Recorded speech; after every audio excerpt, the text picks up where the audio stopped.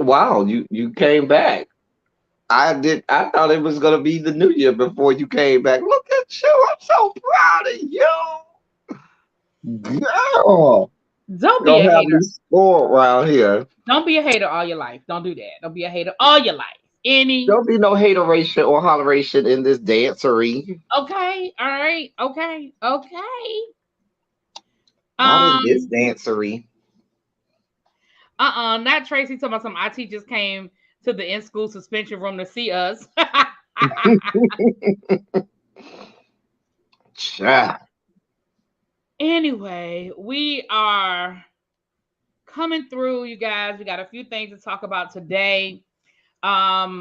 I found a couple of articles that El Teddy don't even know that we're gonna talk about. So Mm, we're mm, gonna get her. mm. We're gonna get Did her. you We're get gonna. the ones that I sent you? I did. I did. Okay. So we have. Let me tell you. Let me tell you. So you can tell me what direction you want to go in first. Hey, Yana. So we have. Excuse me. We have Oregon, which is that we don't talk about Oregon a lot. That's. I think that's new to our list. Um, I have an article about high. Oh no, you sent me an article about high schools not teaching students the skills they need. I have an article about a county in Virginia who says they failed students with disabilities during the pandemic.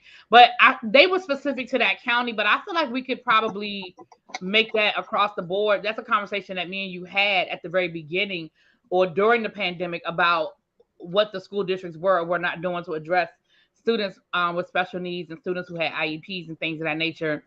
And then I have another article on this is going to be our feel good article. The feel good article is about 20 years after Drumline, how HBCUs are accrediting the movie with the added visibility. So that's our feel good story at the end. That's a feel. Yeah, Why is that please do not a that feel one at good the end. story? You don't think that's That's a feel good story? that's a spike out story. But I'll tell you what. Why is that a I feel want to good hear the story. I want to hear this. I want to hear the article first. story? Oh Then I'll my, make a determination if it's a spike out. oh Jesus.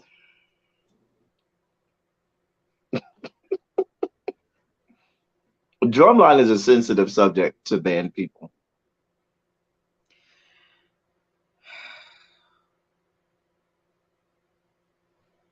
All right.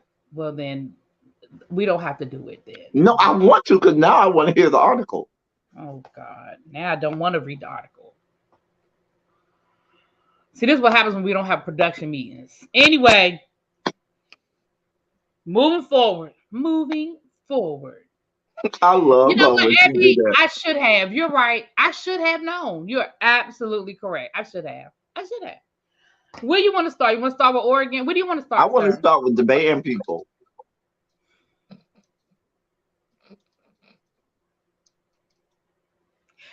I wanted that to be our feel good story, but clearly you're gonna be determined that it's not the feel good story. So let me pull it Well, up. it might be feel Whatever. good, so we'll save it. Let's start with No, this. Let's start no, with you Florida. said it ain't a Florida. feel good story, so Let's no. start with Florida. Get Florida out the way. Which one was Florida? Oh, which one That was was the Florida? first one I sent you, like yesterday. Oh, God. Okay, hold on. I may not have that one. I mean, I have it, but I may not have it in my email. Hold on. Did I? Oh, you know what? I don't think I. Okay, hold on. I got it. Shoot, I had it. Hold on. Let me get my phone. I'm sorry, y'all. I'm a little discombobulated today. Hold on. Abby said, "Look like we ain't But got no filter." really be, today everything's going to be no feel good. There's no feel good stories today. Oh, Jesus. Nothing makes us feel good today. All It's just right. gloom and doom. It's not gloom and doom.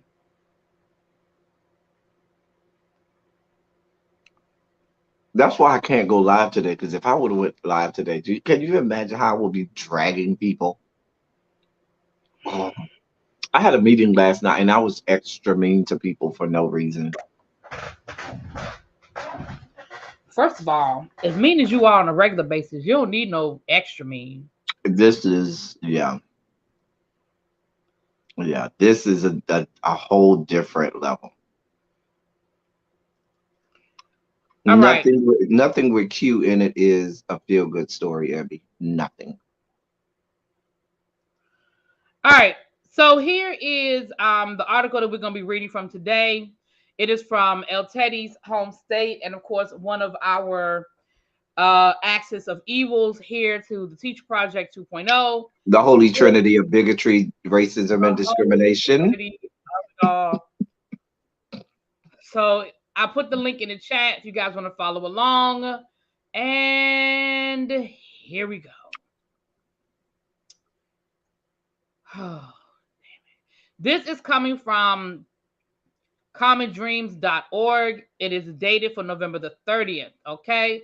The DeSantis-backed education purge begins after school board takeovers in Florida. Despite outcry from parents, teachers, and students, newly elected right-wing school board members in Sarasota County, Florida, on Tuesday became the latest allies of Republican Governor Ron DeSantis to oust a school superintendent over the district's adherence to public health guidance during the Panorama. Dozens of community members gathered at a school board meeting in Sarasota, Florida on Tuesday evening to support Brennan Asplin, the superintendent of schools since 2020, whose contract was the subject of the meeting. The board met the same day. New members, including Chair, you don't need to get all of that.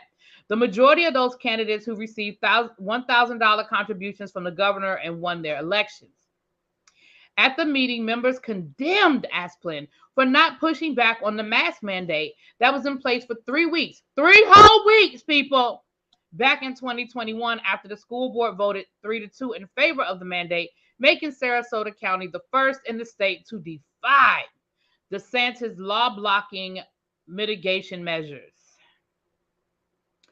On Tuesday, the board ultimately voted 4-1 in favor of negotiating a separation agreement with Asplin after another board member, Thomas Edwards, warned that the move would be a carbon copy of a similar oust in Berkeley County, South Carolina, earlier this month. We talked about that over on Tabitha's channel. In that case, new school board members who had been endorsed by Moms for Liberty, we talked about them too, voted to fire the district superintendent and ban classroom discussions on racism in history and the present day. Asplin is not the only school leader who has been pushed out of superintendent position by Florida DeSantis allies, citing objection to public health protocols. 5 members of the Broward County School Board this month fired Superintendent Vicki Cartwright over a grand jury report on the 2018 Parkland shooting. Like Asplin, Cartwright presided over the district during the pandemic and faced frustration from other parents over the C word mitigating measures, which were implemented in violation of DeSantis' order. All of the members who voted to fire Cartwright were DeSantis appointees following the removal of previous members after a school safety inspection stemming from the 2018 Parkland shooting. It goes on from there. You guys get the point. El Teddy. One moment.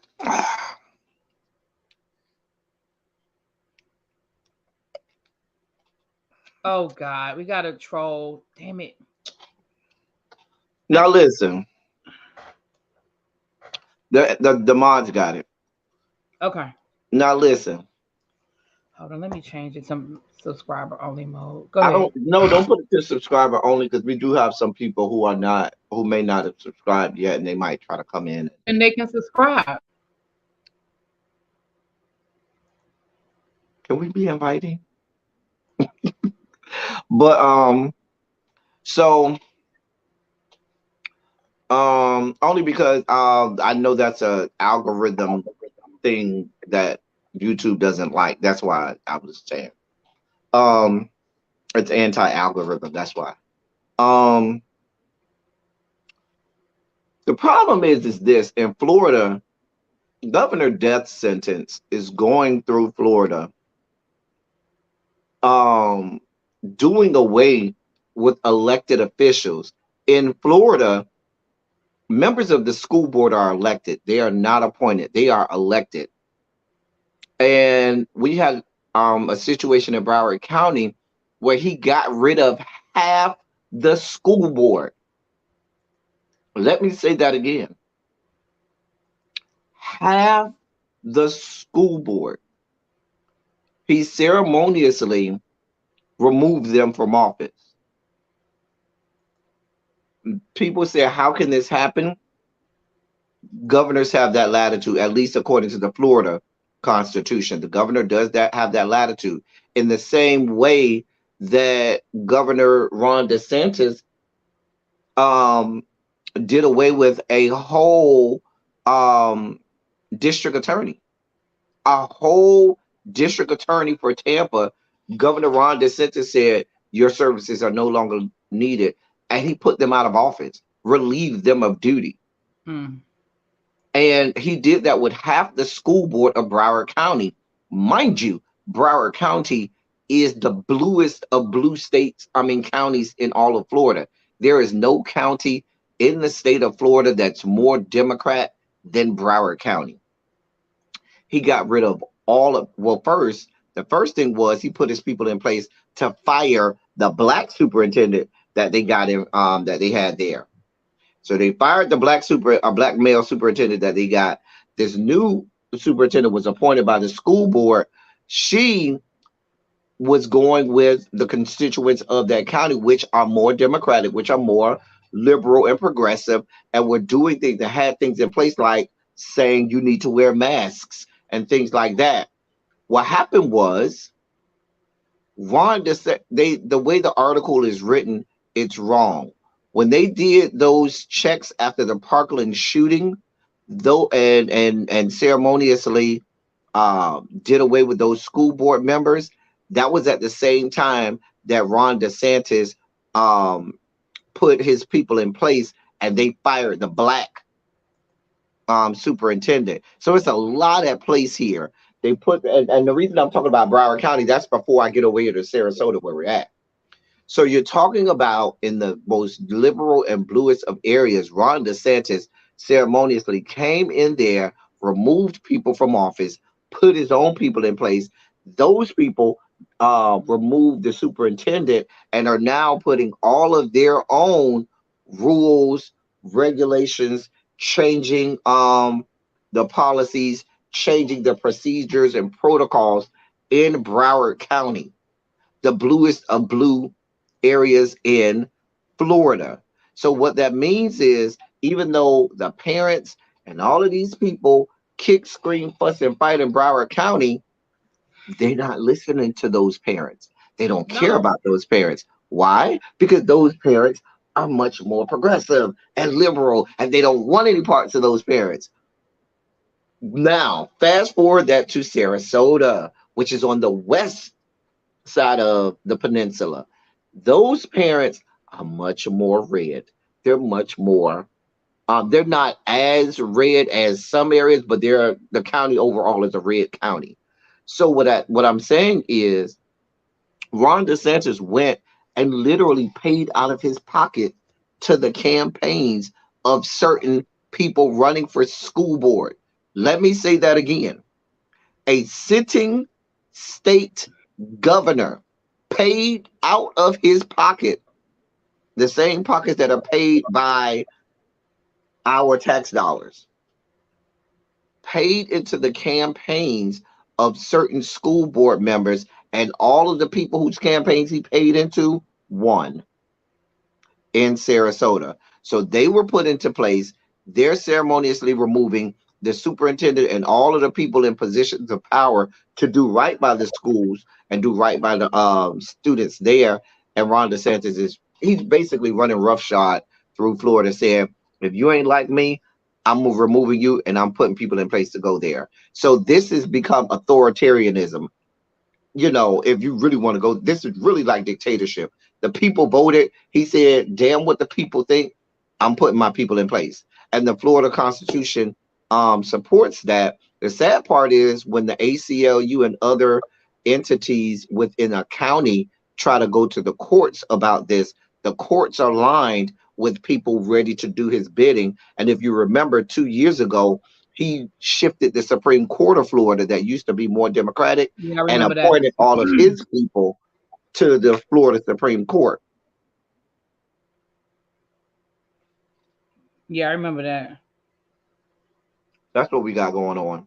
So it's turning into authoritarianism at its finest. The problem with DeSantis is he has ties to wanting to be president. You can't do that on the national level. The Constitution doesn't support that, at least not right now. So I don't, but that's literally what's going on. It's the red washing of Florida. So let me ask you this, and this is going a little outside of the scope of education, but Mhm. Florida is just so red right now. I mean, do you ever see a shift? Do you ever see purple? Do you ever see?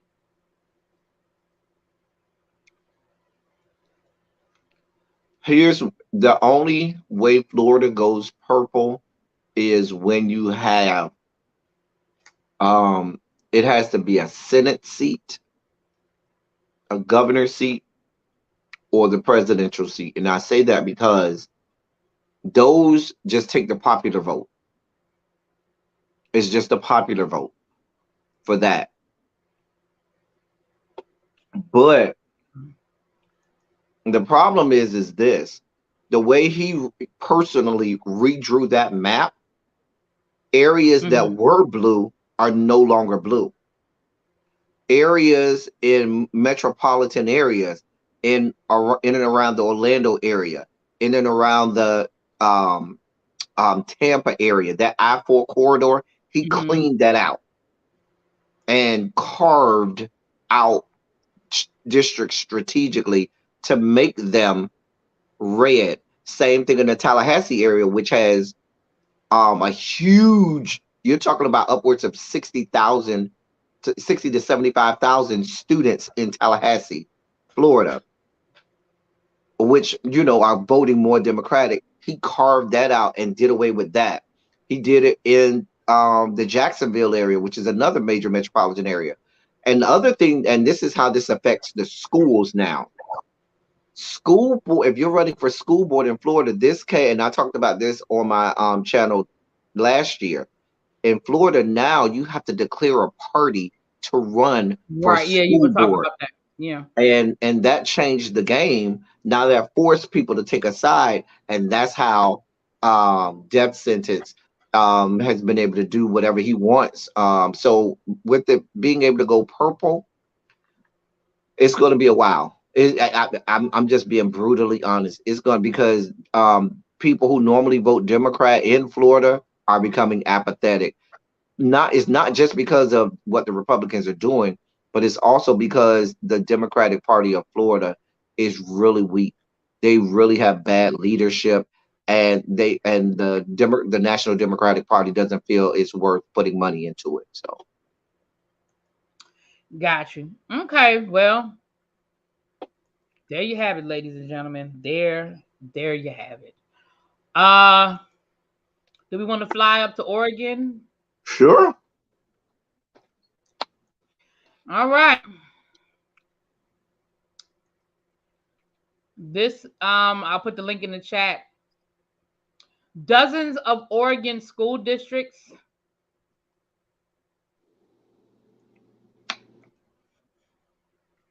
dozens of Oregon school districts likely undercounting homeless students. This is dated December 1st, and this is in OPB. Um, Hold on, let me put the link in the chat.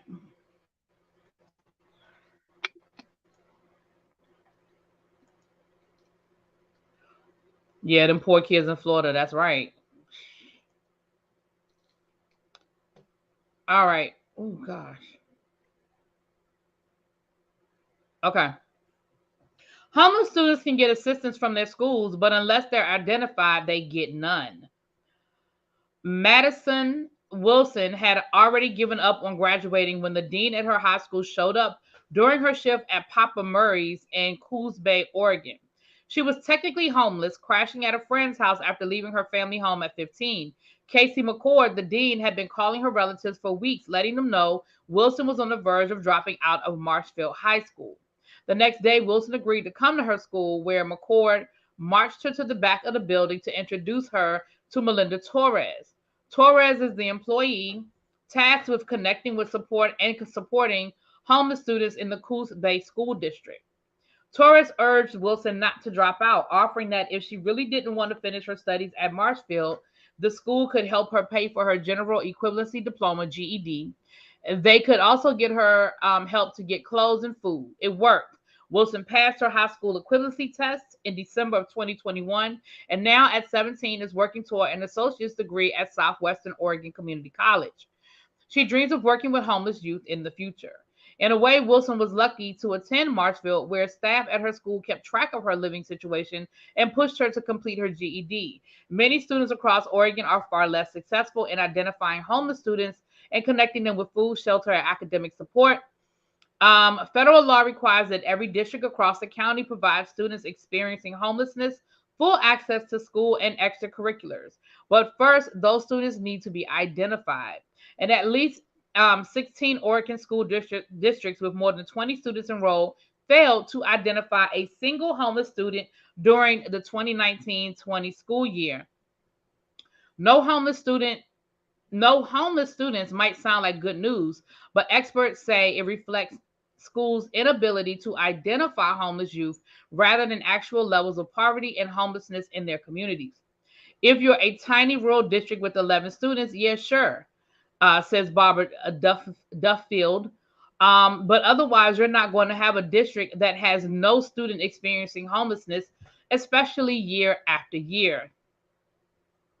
Additionally, data analysis by Investigate West and the Center for Public Integrity suggests at least 21% of Oregon districts are under identifying the number of homeless students attending their schools. The problem of undercutting is not unique to the Beaver State Public Integrity Analysis estimates that nationwide as many as 300,000 homeless students might be going unaccounted for each year. Black, Latino, Native Alaskan, and Native American youth are overrepresented in the homeless student population. Now, that's very interesting, overrepresented. Failing to identify homeless students isn't simply a matter of bureaucratic bookkeeping. It can mean the difference between a student accessing free school meals or going hungry, getting to participate in athletics or missing out, or receiving help with transportation to school or being dropped, particularly in Oregon, where the law requires schools to unenroll students after 10 consecutive days of unexcused absences. In Wilson's case, she believes her story would have been quite different without the intervention by her school. Honestly, I could see myself still working at Papa Murray's doing nothing. Thank goodness Melinda plugged me in. The article goes on to talk about the disparities in the data. I'm sorry. It's a pretty long article, but it continues to go on and look at the data.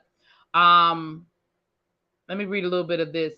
In 2021, Congress included $800 million in the American Rescue Plan to help schools serve homeless students. Of that, $7.4 million came to Oregon schools. That comes on top of less than 900,000 Oregon receives in federal funding tied to the McKinley-Vento law, dollars that are exclusively doled out through competitive grants. A great number of school districts in Oregon were able to access that rescue plan money, and they could spend it more freely than the McKinley-Vento funds. So I guess what I'm hearing is they got a whole lot of money during the Panorama, but if they weren't even identifying the students, where was that money going? And who was that money going to? If they were under identifying students and they weren't and they didn't have an accurate number, if they got $7.4 million that was earmarked for students who needed this help, where'd that $7 million go? How do you have a whole school district and you say we don't have any homeless kids? That doesn't make sense. That makes no sense. This is a very, very multi-layered convoluted issue.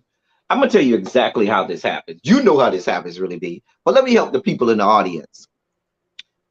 When a student gets enrolled in school, they're going to ask for an address. They're going to have to show proof of that address to show that they are that they belong to that district, that they're at the right school. And so here's what ends up happening. What ends up happening, because that's how you get a student enrolled. Now, there is a process to enroll a student if they are homeless, but that's a whole different process. And most people aren't aware of what that process is. And so they don't even try to look to trying to explore that process. And then you got to think about the parent. And I'm going to give you two different scenarios. So this is a parent who's already homeless when that child enrolls in kindergarten or pre-K. Most parents don't even want that stigma or embarrassment on them or their child. So what will they do? They will get a relative or someone what that relative can bring. They could say, "Hey, I'm staying with my relative right now. Here's the light bill, or the different verifications that you need, proof of residency." That child gets enrolled in school. Guess what's happening? That child, according to the school district, is going to be living at that house until, if left to itself, until they graduate. Stop me when I'm lying, really, be. Other than that, the other thing is this: you have a child that wasn't homeless, becomes homeless, but because all I need you to do is come to class, I'm not here to be asking you, are you or are you not homeless? So according to the school records, that child is never going to admit to being homeless because they don't want that stigma. The parent is probably never going to come and change their status to homeless. So they slip below the cracks. Here is why the Black and minorities are overrepresented. When the school checks to see where somebody is in the district, when there's a discipline problem. If your child act up at school, the first thing a lot of school administrators do, go to the home. I need you to do a home visit, make sure they're in our area. Because their first thing is, they're not in our area no more, get them out of here. Because they want to get rid of the problem. Who are the students that are overrepresented in terms of discipline? Black and minority students. So in that case, they may find out that the child is home because they're no longer in their home. And that's why you have them overrepresented. When there's a whole lot of white kids out here that are just as homeless as the Black kids and Hispanic kids, but nobody asks any questions, nobody makes any assumptions, and then they just slip through the cracks. And just to piggyback on what you just said as well, it also goes back to that definition of what homeless is, right? So if you, not to be overly technical, but stop me if I go too deep into the woods. If you are in an inner city and you are, let's say your family is already living in limited housing, or your family is living in government housing, right? You are limited in accessing those resources as far as having people live with you, right? You live in government housing, you can't have so many people in and out that house legally. Versus if you're out in the suburbs and I let my sister live with me for a couple of months because she's going through a divorce. There's a difference between moving into your sister's house in the suburbs versus moving into your sister's house in government housing in the middle of the inner city, right? Like El Teddy said, when it comes time to fill out paperwork, when it comes down to put this information down on the paperwork. Also, when you are in a limited socioeconomic status, you're limited in those resources as well. You don't necessarily have as many options of people whose couch you can crash on or where you could take your kids, right? So you end up in shelters and things of that nature. And that's not to say that all minorities and Black folk live in shelters. That's not what I'm saying. But we're talking about resources. We're talking about the districts. And so, again, it goes back to what that definition of homeless is. Because we're going to play with the definition, like El Teddy said, because nobody really wants to say they're homeless. So we're going to play with the definition. I'm not homeless. I'm just staying with my sister for a couple of months because we're kind of going through some stuff. There's a big difference when you go into the school and you say, "Oh, I'm just staying with my sister for a couple of months." Well, you Nobody, homeless. nobody, right? But nobody checks that box. Nobody But checks the box, right? here's another group really be that we're seeing more prevalent. Think about that child who may be a part of the Rainbow Coalition, who, because of a situation at home, is either one put out of the house or is in a situation that's so horrible that they make the determination that they need to exit because it's no longer livable in the situation at their home because the parents don't agree with their orientation, their how they identify or things like that. And now this child is living with a friend at a friend's house. That child is homeless. But you know what? That's what I thought about in this article, and they didn't That's what say I it thought about as specifically, well. That's what I but thought about. because they said she had been out of the house since she was 15, and when the school was calling the family to try to get the support of the family, I mean, they didn't say it, but basically, I guess the family was like, we don't care, we don't You're care right. what the That is not and an so that's what I issue. thought about. I thought about Mhm. was this child part of the LGBTQ community because it just sounds, again, I don't want to jump to conclusions, and it wasn't said in the article, but Right. And so, and that happens with a lot of those you and in a lot of cases, they literally are homeless, meaning living out on the streets, which yeah, is why, thank God for houses.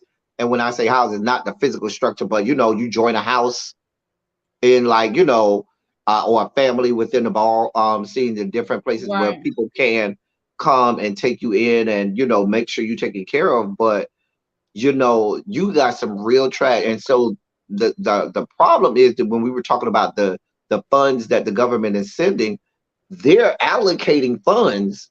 It's not like there's not no funds. They're allocating funds.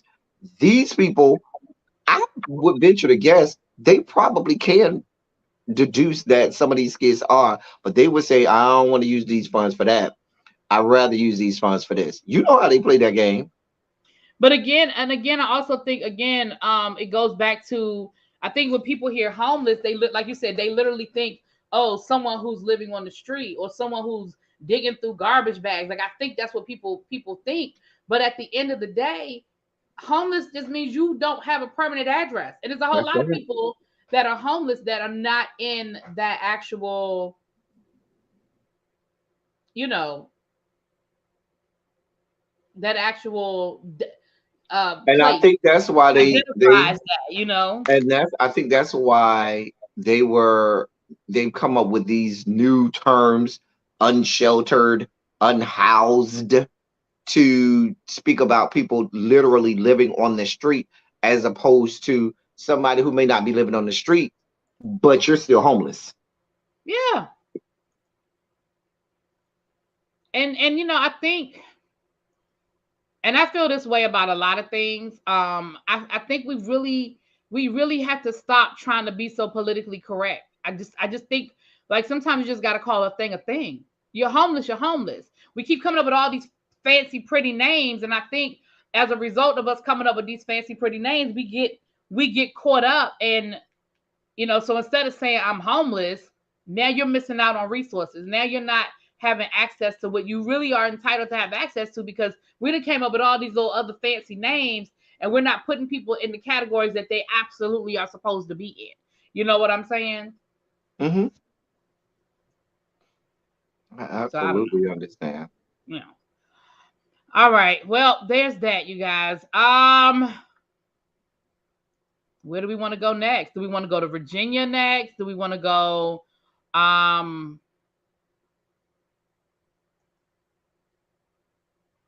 Oh, I'm sorry. Do we want to go to Virginia or do we want to go to? We got that one. Or do we want to talk about high schools not teaching the skills that students need? What do you want to do next? Let's go to high schools not teaching. Do I want to deal with Virginia? We'd have already dealt with Listen, one cog listen, in the Holy Trinity.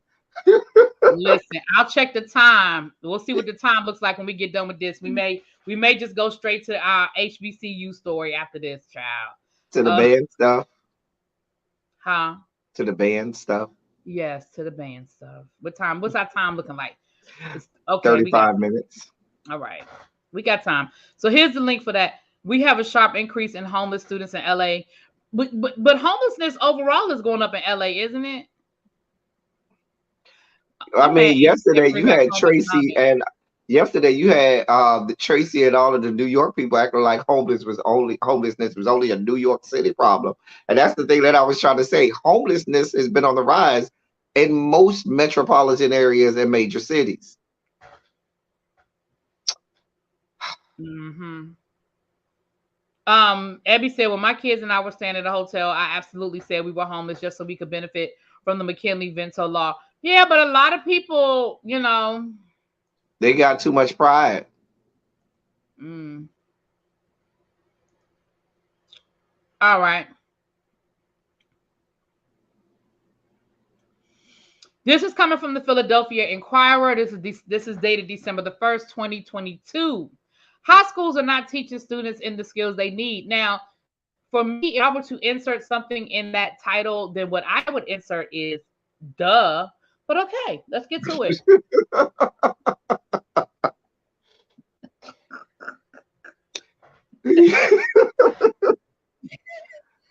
Sorry, I'm sorry. Not all high school students want to attend college. Many want to join the workforce. On election day, Philadelphians made that easier by approving a city charter amendment giving graduates of school district career and technical education programs preference in securing city jobs. After several years of advocacy, Philadelphia City Council member Catherine Gilmore Richardson was finally able to move this measure to the ballot. But this victory should not be the end of public discourse about career oriented education. Instead, it should be the start of a larger conversation on whether schools as an institution are serving students. School is a rite of passage, everyone goes through it. Because it is, high school is supposed to offer a general education, preparing students to lead productive lives, but only 26% of students who responded to a school district survey in 2019 feel that their school has prepared them for a career and college. This tells us that schools are not serving their students, and given what schools teach, that's no surprise. Do you use the quadratic equation in your daily life? Does knowing the distinction between an electron and a proton help you put food on your table? My bet is that most people don't know the quadratic formula for the difference between the difference between electrons and neutrons. And that's okay because that information is only useful in a handful of professions. The general public doesn't need to know it yet. That's what students spend time on in school.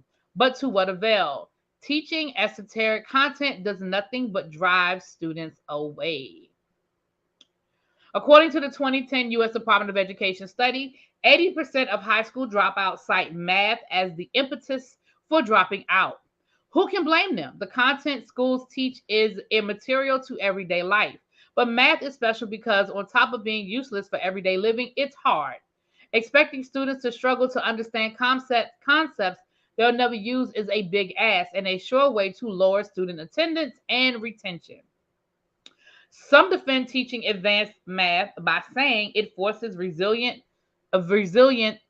thought. My fault. This is true, but math is not the only subject that sharpens thinking. What about questions of philosophy? Like, what's the truth? Is there a God? See, we can't even have that conversation in school. But anyway, child, don't get me started. Oh, Lord. Uh-oh. The article went away. Damn it. Hold on. Give me a second. Okay. Or to take humans have wrestled with these questions for many millennia, and they prompt intense thought. Or to take a contemporary issue, can one person's terrorist be another person's freedom fighter? Many non-mathematical subjects strengthen thinking, so the notion that math is the only or necessary way to nurture resilient thinking is hooey. Okay, all right, let me finish because I have so many things floating in my head right now. Now I must acknowledge the awkwardness of a Gates scholar bashing schools, but truth must be spoken. And as a freshman at Swarthmore College, who was a high school student just earlier this year, I can credibly say our system deserves an F. I'm sorry. While schools expand resources, drilling mathematical formulas, students graduate illiterate, ignorant of their constitutional rights, and without an understanding of finances, a form of math actually worth studying for a general education. This is wrong. Shortly after 12 years of public education, graduates should have something to show for it, preferably skills and meaningful knowledge to help us succeed in our everyday lives. When adults tell young people on the wrong path to stay in school, they should keep in mind that only 26% of schools in the Philadelphia public school systems feel prepared for college and a career. Before you say that to a young person, ask yourself, what do you mean? Stay in school doing what? Being force fed useless information. I wish more people understood that students' attention and interest have to be earned. Students need to feel sustained by their classes to be intrigued by school. Imagine how exciting school would be if students could use what they learn. If, for example, schools taught students how to manage their finances, to build generational wealth, or if school taught them how to write well. Okay, I can't. I'm sorry. I can't. I can't keep reading this article. Okay, this article's pissing me off. It is. It is. It's pissing me off. I'm thinking, what did the quadratic formula do to you, sir, ma'am? Because you got a real, you you got you got a real hard on for, like, were you just perpetually bad at math? Because you got a real hard on for math teachers and math classes. Because you can have all of those things going on in um in schools at the same time. What it sounds like to me is you want to do away with what we have instead of offering more or thing. Now here's my thing, because what it sounds like, what does it really be? What's the term that they have for a lot of the education systems over in Southeast or Far East Asia, where at around middle school they send them on a certain path. Either you go on to college or you go on to like a tracking. track Thank you. system. I think it's called tracking or something like that. Yeah, tracking. But it sounds like that's what they want, because what happens in those countries is you get to about seventh grade. At seventh grade, they look at where you are, and I don't even think they ask the students what they want to do. They don't even have options. They look at where they are, say, baby, this ain't gonna work for you. You going down over here where the people that ain't gonna you don't need to know all of this high level stuff over here. We're gonna take you more of this general track so you can learn some vocational, or you can go over here. These are the students that we gonna push toward college and other uh, high those types of courses, because it sounds like that's what they want now. They have something similar to that, I know, in Florida. In Florida, to graduate high school, you have to graduate either you pass an AP test with a 3 or higher, or you have to have some type of vocational certification. That could be Serve Safe. That could be you could do a Microsoft certification in MCSE and stuff like. There's a whole list of vocational certifications that you can get, where it's not just, oh, you have to be able to you're going to college, but they do have in order to graduate and get a diploma, you have to have something on your record saying that you have decided that we gave you something so you can go to and be productive in the workforce. So I think that should be something that is up to the student to a certain degree. And the reason I say to a certain degree, because little Johnny might really, really believe. Let me not use Johnny, because you know what really be. Don't all teachers across America say little Johnny? God forbid your name is actually Johnny, because when we're talking about because when we're talking about male students, his name is always Johnny. All right, little Bobby. If little Bobby is making D's, little Bobby, you can't go over here and talk about you for getting this AP course. Sir, that's not here for you. Sir, we have requirements. This ain't the thing. This is not, I don't care how much you want to be in this AP class. Maybe your records do not show that this is the right thing for you. So you need to go on over here and figure out your life and decide what you're going to do. But there, what my point being, there is this person sounds like someone that is not familiar with education. They've never worked in the school system. They don't know all of the things around what truly is going on. And you know what they're relying on? It sounds like they talk to a bunch of students only. And you know what those Well, students but did? they said that they're fresh out of high school. And the only thing that their students do when you talk to them is they're going to complain about all of the bad things that are going on. They ain't going to tell you all of the list of services offered that students ignore, that when it's being going over, nobody takes advantage of. They're not going to tell you all of these things. So let me say this. Here's why I was getting frustrated. Because, like El Teddy just said, this person was solely focused on one aspect, as if none of those other things happened. We absolutely have conversations in government about how your government works and what government is. Hmm. You learn that stuff in your social studies class. We do have philosophy classes where we talk about what is life and who is God and does he exist. Hmm.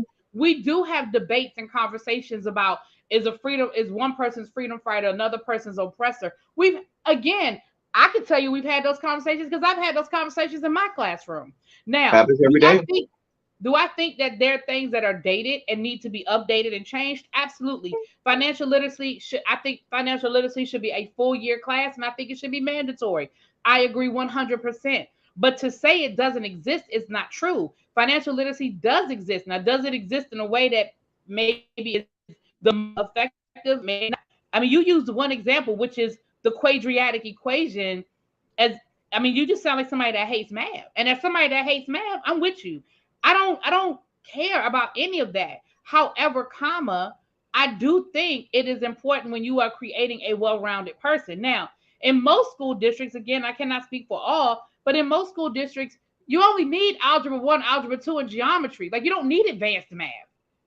You need basic shit. So again, I'm like, so do you just not want to take nothing? You don't want to take no math? You just want to like, what do you want to do in school, man? What do you want to do? You know what I mean? I'm Hello? just saying. I mean, that's just like they have a lot of business classes.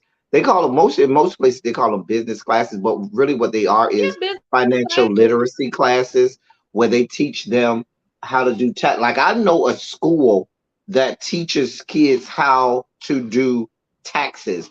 And there have been students that have left and graduated from that high school and done made a lot of money preparing taxes for people. You know, things like that that I know are happening. But And this that's young man valid took a too. bad math class. Crispy's brought up a valid point. Crispy says they're not taking into consideration accreditation and college preparedness. Exactly. And again, see, here's the thing.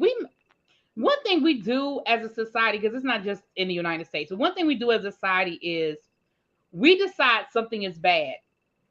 And true enough, there have been times where something is bad and then we overcorrect, right?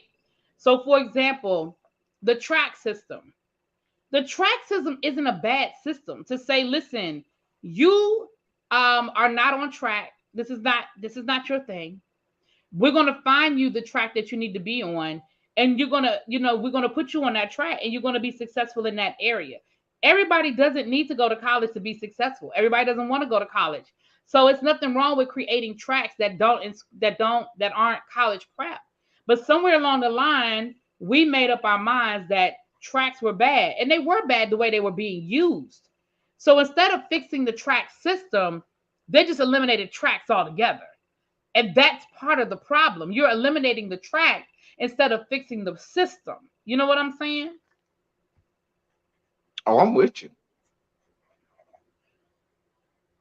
So yeah, like I agree. Bring back. They do need to bring back stuff like home ec. At the school where I worked, they got rid of our whole CTE program. And with that, in case you don't know what that is, at the school where I worked, we used to have plumbing, we had HVAC, we had barbering, we had cosmetology, we had automotive, right? So when those kids left out, when they graduated, they were ready to go and work at a salon. They of the way our Mhm. program was set up was all they had to do was pass their boards. They already had all of their hours, they had their classes. All they had to do was go and pass the board, and they were literally ready to literally graduate and go work and go to a I salon. remember we had a Graduate. school that taught dry cleaning services. We actually had a school that had a whole dry cleaners at that school, and students had that class where they learned all parts of dry cleaning services. Like, to say that it's not happening is not fair. You can say we need more of it, or there needs to be an expansion of it. And you could do it like, and the way that I've seen it happen is they have the magnet schools that cater to those types of programs where maybe this one high school can't have everything. You see what I'm saying? But we do have schools that, if you want to be in that magnet program, you can absolutely apply to that magnet program. And it's not just based on your academic performance, it is based on, you can't be making D's and F's, of course, but it is absolutely based on your interest and your wanting to go and learn that and be a part of it. So these things are happening. Do they need to happen more often? Yes, but that goes to the state and local governments choosing what they're going to allocate funds for. Because Exactly. now, state testing, we and really, we talk about this ad nauseum. Assessments are a big business, big business. State assessments. And so they allocate funds to pass state tests. I wonder what would happen if some of those tests were in the vocational areas, Yeah. and if they would allocate fund now. That means, so instead of saying, "Oh, you got to pass this test for English and math in order to graduate high school," oh, okay. Well, you decided that your career path is barber services. Okay, you got to pass the exam to graduate. To graduate, you got to pass the barber exam or whatever. That's not the only thing, but that'll be a part of what your graduation course is, and they absolutely will allocate funds that way. It just makes me mad. Because that young man in the quadratic equation was, I I don't don't know know what that quadratic what math. equation did to Listen, I them. don't know what math teacher that did him wrong, but baby, they had some issues with that quadratic equation. Oh, child. All right, let's get to the band people. You've been waiting for that. Let's see what Let's this get to the mess band say. people. Janae. Oh, they in the chat talking, child. Okay. Let's get to the band people. El Teddy been waiting for the band people, y'all. Where is it? Okay.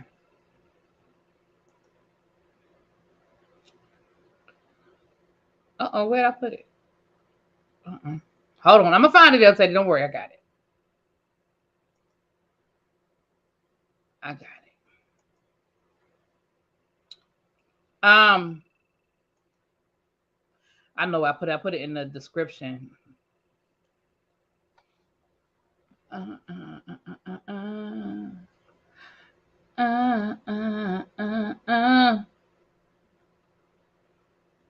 Here it I is, right love here. the little message on the side of StreamYard that says, "You're in the show. Everyone can see and hear you," on Oh, the I little didn't even see side. none of No, no, no. That's if when you go on someone else's StreamYard, it says that, not if you're the that. host. All right, so here we go.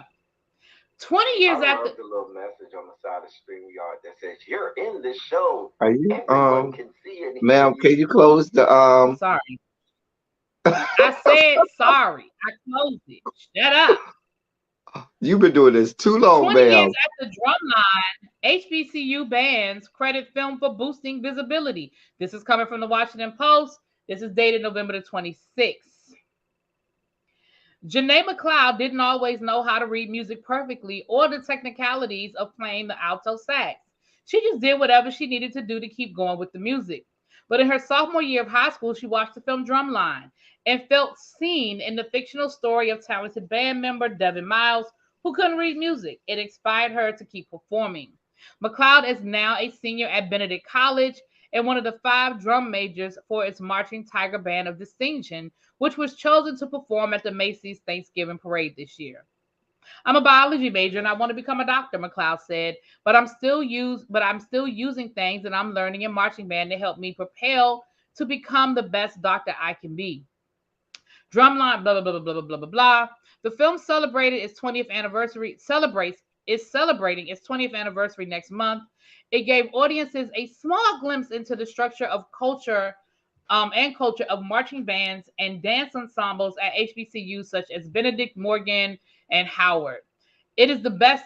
It's excuse me. It's a big thing, to have the honor to see what I do as a career in a movie, said Joram Reed, Morgan State's director of bands. I know Joram Reed personally. I know him. He was in the March 100. I know him personally. I'm surprised. Wow, Joram. Go ahead. I'm sorry. Well, before you cut me off, I was getting ready to say I know who that is as well. You know Joram? Moving on. Girl, we got to talk later, girl. Ooh. We got to talk there. Oh, I know you knew Joram. Who had friends and associates who took part in and had cameos in the film. It was a good feeling. Yeah. The film drew more attention to performances and videos of popular halftime shows, can now draw up to 1 million views. It also led to an increase in band participation at K-12 schools and colleges, some musicians and directors say. It took a culture that was kind of somewhat underground and made it mainstream, said Don Roberts, executive band consultant for the film and creator of Don Roberts too. Sorry. Go ahead. Kalen Jones, a sophomore trumpet player in the Sonic Boom of this. You know them? You know him too? No, I don't know him. I don't know the Sonic Boom people. That's Jackson State garbage band.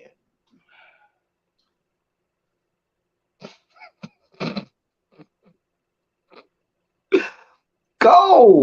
The film was the reason many African American children joined their middle school and high school bands.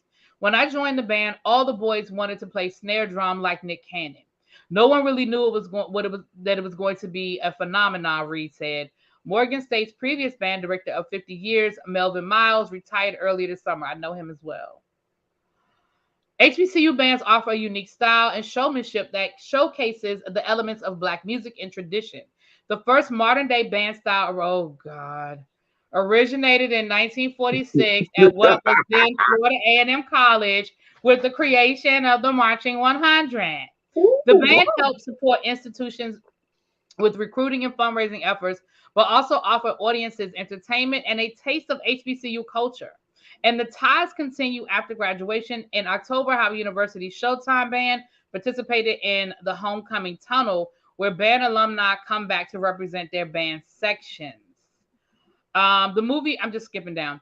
The movie itself was huge, and it shows some of the things that actually goes on and against an HBCU band. Sid Wade Johnson, band director at Benedict. As an educator, the thing that most of our students miss is the fact to be a part of a wonderful organization. You have to have necessary skills to be able to make the cut, and actors portrayed that quite well. Okay, go ahead. I mean, it continues to go on, but I think we get the point. Yeah. Anything you want to say? Well, I will say, why you gonna have a different tune now that they didn't shout it out the Marching 100? No. I just wanted to hear what they had to say. I will say that the movie did do a lot to. I mean, let's be clear. If you went to an HBCU, you didn't need anybody to tell you what an HBCU band experience was like. That right. Is inbred into the fabric of that. However, just like you had shows like the Cosby Show that brought HBCUs to mass audiences that may not have been able to experience it, something like Drumline brought college band experience to mass audiences and people who never would have known what that process was like. And this wasn't even well, I ain't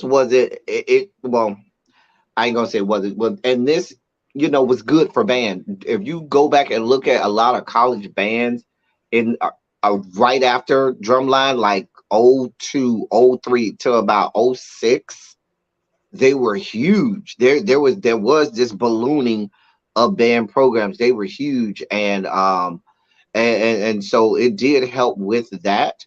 I like I said, I know most of the people who were in the band that Nick Cannon was. I actually know the guy who was Nick Cannon's hands in the movie, playing the drums. And so, but it did do a lot for bands. So I will say that. So that the article did get right, and I'll leave it there. Not going to say anything bad. Mm. Mm. What? I didn't say nothing. I said I could have gone bad, but this is our feel good story, so I wanted to leave it feel good. Mm. What did I do? I didn't say nothing. You actually did pretty good, actually. Ah, Well, you guys, that is our show for today. El Teddy actually did pretty good, y'all. He did. He did. Nick Cannon actually didn't twirl the drumstick. Nick Cannon didn't do a goddamn thing. Well, he might have twirled it one time, but he didn't play him. He never played. That's why you never saw his face and him playing. Well, I mean, we know that that's what happens. I mean, it's like a stunt double. I mean, it happens. Hmm. That was my boy. All right. Any closing thoughts, Doctor? Hey, Quintessential. We're glad to be here, ladies and gentlemen. Y'all just pray my strength in the Lord. Really be knows I'm having a very bad day, and this is a very not good day for me. So y'all pray my strength in the Lord. But we're here. We wouldn't miss it. And I wouldn't miss it being here with y'all. So thank y'all for being here. All right. We will be having a tribe meeting in about 20 minutes. Got a couple of announcements. We'll be doing our first 12 days of Christmas giveaway. So meet me over there in about 20 minutes. Tomorrow evening, El Teddy and I will be having, and Ebby, if she watched it, because y'all know how Ebby do, child. We will be having a discussion of Queen Sugar. Y'all know that the series finale was on Tuesday night, so we will be discussing the finale. But we'll also just doing a retrospective of the series. Both El Teddy and myself have watched it from episode 1, and I think we've both been reviewing it the whole Mhm. time. I know I have. So I we've been, just did. I just didn't do this season because I just couldn't. yeah. But we're gonna just do a retrospective of the show. So we'll be doing that tomorrow evening. Yeah. I think El Teddy's gonna try to do a live tomorrow evening too, child.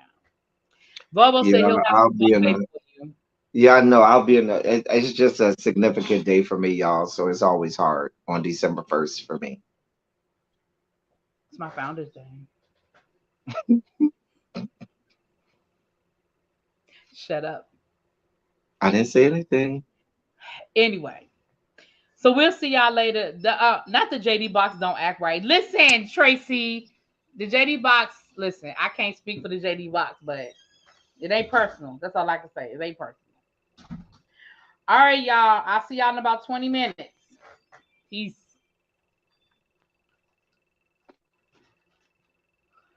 Mm-mm-mm.